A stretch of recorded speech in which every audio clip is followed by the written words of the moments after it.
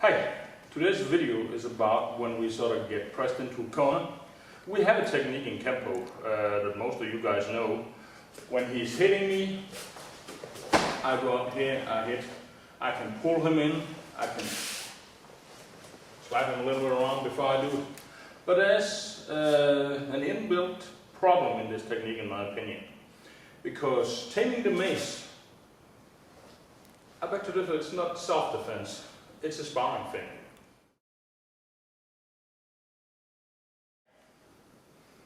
That's a good question. What's the difference? Let's look at techniques. Most of the techniques we have would by most people be called self-defense techniques. A few of them that you can do to make a point, to educate people on a certain move or something. But most people would say that they are self-defense techniques. I would to a certain degree say not really. They are educational tools that teach you how to do self-defense. But let's not argue on that point. We'll look at that in a later video. What I mean by a self-defense technique and a sparring technique is in, let's say, lone kimono.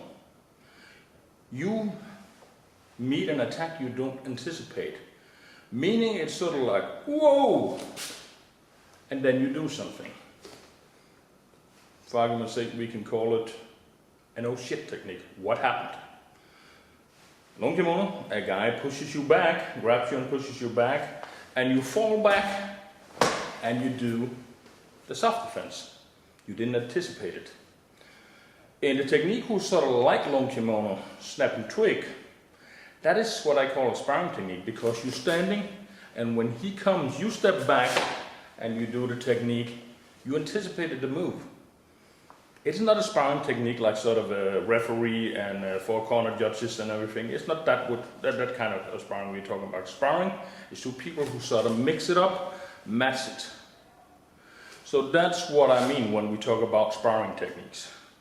Of course, they can be used for self-defense. That's what they're there for. Now, taming the mace is a great technique if the timing is perfect. You step out, you hit, you go up, you pull back, and everything is as it's supposed to be. But in this video, we're going to talk about what if you were surprised and it is what I just said is a self-defense instead of a sparring technique, which I would absolutely say that taming the mace is a sparring technique. And we're going to look at about what you're going to do if that's not going to happen, if you're surprised, if you didn't anticipate it. And with that said, we will go back and look at the technique and a couple of variations, what you can do instead. Hits me, boom!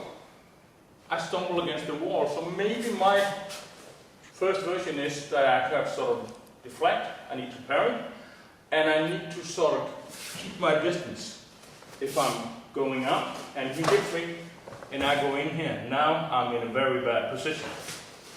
The next version is that because when I'm here, instead of hitting me so I can do my technique, he's probably coming in and try to strangle me. Yeah. If I'm going in, a lot of people say this, for instance. I can go up here. Actually, there was a technique in the first Kenpo system called Hvass of the Cobra. The only problem is, if he's coming in and I try to go up here, the only thing he needs to do is lower his elbow. And now he can do a lot of other things to me. Next version is that he's coming in and try to strangle me or sort of press up against my throat with an elbow. So he's coming in here. He has his check-on in here. So what am I going to do with this? A very simple version is he's coming in with the elbow, and I go in and do this. Basically, hit him in like this. From here, I can go in here. The principles are the same that we have in Taming the Mace, but the attack is a little bit different. He's coming in like this, and now I can pull him in. I can follow up with what we normally do. Hope to see you in the next video. Thank you for watching the video. If you enjoyed it, please subscribe, like it, share it on Facebook, Twitter, whatever. It'll be most appreciated.